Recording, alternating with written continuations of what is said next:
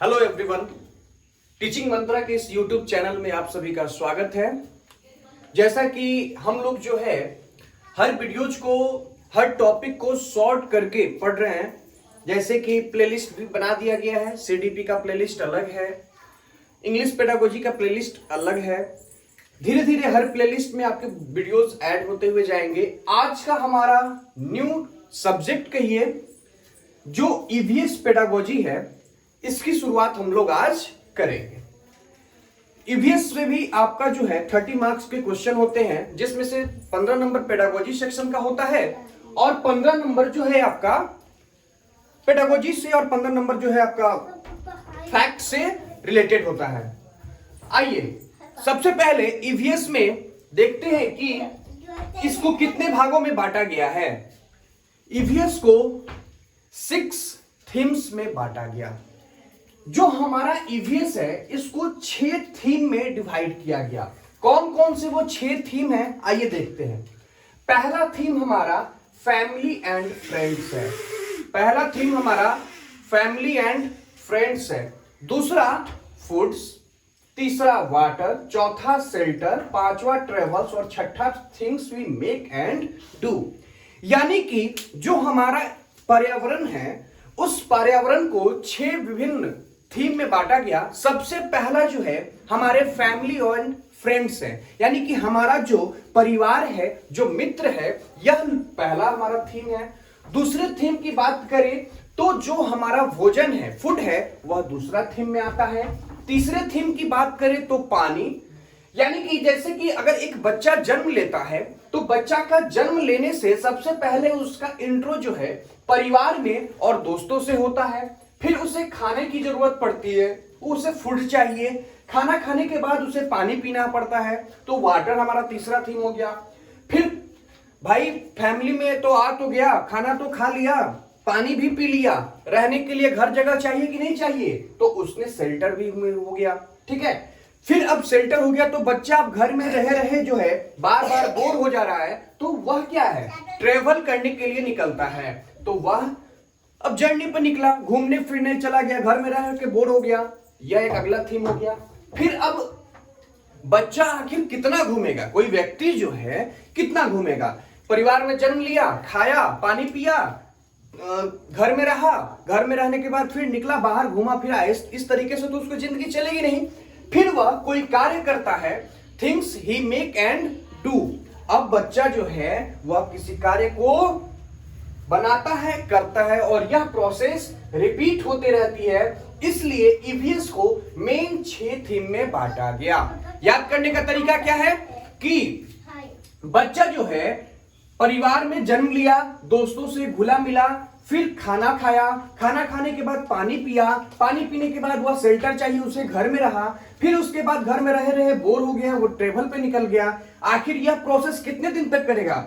खाने के लिए पैसे की जरूरत है तो कुछ ना कुछ तो कमाना पड़ेगा ना, तो उसके लिए उसने कार्यभार शुरू किया। तो things he make and do. ठीक है, ये हमारे मेन 6 थीम्स हो गए। अब इसमें से जो 2 है हमारा family and friends and foods, इसको सब थीम्स में भी डिवाइड किया गया। सब थीम्स। अब यह सब थीम्स कौन कौन से हैं, तो जो हमारा फैमिली एंड फ्रेंड्स है इसके 4 सब थीम्स हैं। कौन कौन से, रिलेशनशिप, ठीक है, यानी कि रिश्ता, फिर वर्क एंड प्ले, खेलना और कूदना, फिर एनिमल्स, जानवर, और प्लांट्स, पेड़ पौधे। ठीक है, इसको आपको याद करने की जरूरत नहीं है। जैसे कि अब कैसे क्यों नहीं जरूरत है हम बताते हैं। जैसे फूड है तो फूड का testing, digesting, cooking, preserving techniques और फार्मर्स एंड हंगर्स। आपको क्वेश्चन किस तरीके से आते हैं, जैसे कि ये 4 ऑप्शन है, इस 4 ऑप्शन में से relationship, work and play and animals रहेगा, और एक जो है इसमें से फूड डाल देगा और कहेगा कि बताइए इसमें से कौन सा सब थीम नहीं है। या फिर इसमें आपको 3 ऑप्शन ये दे दिया और एक ऑप्शन यहां से इसमें ये डाल दिया सब थीम में से उठाकर, और पूछेगा इसमें से कौन सा सब थीम है। तो जनरली हमें याद करने की क्या जरूरत है, हमें यह समझना है कि मेनली जो है थीम्स कितने हैं। तो मेनली थीम्स जो है हमारे 6 हैं। कौन कौन से, family and friends, foods, water, shelter, travels, things we make and do. तो यह जो 6 हमारा मेन थीम है, बस इसी पे हमको फोकस करना है। यह 6 थीम्स हमें याद है तो ऑटोमेटिक सब थीम्स की याद करने की जरूरत नहीं है और वो हम लोग उसको कर लेंगे। ठीक है, इस तरीके से ये चीजें क्लियर हुई। अब देखिए इसमें क्या है कि जो छोटे क्लासेस के बच्चे होते हैं उन्हें जो है एनवायरमेंटल स्टडी जो है वह एक इंटीग्रेटेड मैनर में पढ़ाया जाता है। इंटीग्रेटेड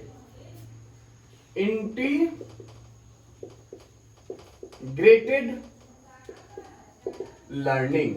अब यह इंटीग्रेटेड लर्निंग है क्या? तो देखिए जो छोटे बच्चे होते हैं उनको यह जो ईवीएस है वह जो है इसे साइंस या फिर सोशल साइंस के कैटेगरी में नहीं डालकर वह उसको एकीकृत रूप हमारा ईवीएस के अंदर स्टडी करते हैं। यही चीज हमारा एकीकृत अधिगम कहलाता है। यानी कि जो छोटे बच्चे होते हैं उन्हें यह समझ में नहीं आता है कि यह जो हमारा सब्जेक्ट है इसमें साइंस है या सोशल साइंस है, इसको अलग अलग कैटेगराइज करके नहीं पढ़ाया जाता है, जबकि क्या है कि इसको सबको एक साथ करके पढ़ाया जाता है। यही चीज हमारा क्या है, इंटीग्रेटेड लर्निंग कहलाता है। आइए इसके अंतर्गत कुछ प्रोसेस स्किल्स होते हैं। वह प्रोसेस स्किल्स कौन कौन से हैं? 6 मेन प्रोसेस स्किल्स होते हैं। आइए उनको देखते हैं, फिर कल के नेक्स्ट वीडियोस में हम लोग जो हमारा एनवायरमेंटल स्टडीज चैप्टर है उसमें से जो भी पॉइंट्स हैं उसको हम लोग क्लियर करेंगे। आइए प्रोसेस स्किल्स। इस प्रोसेस स्किल्स में पहला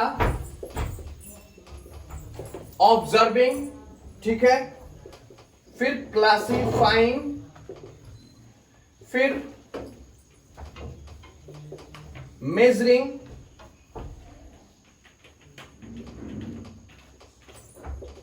कम्युनिकेटिंग,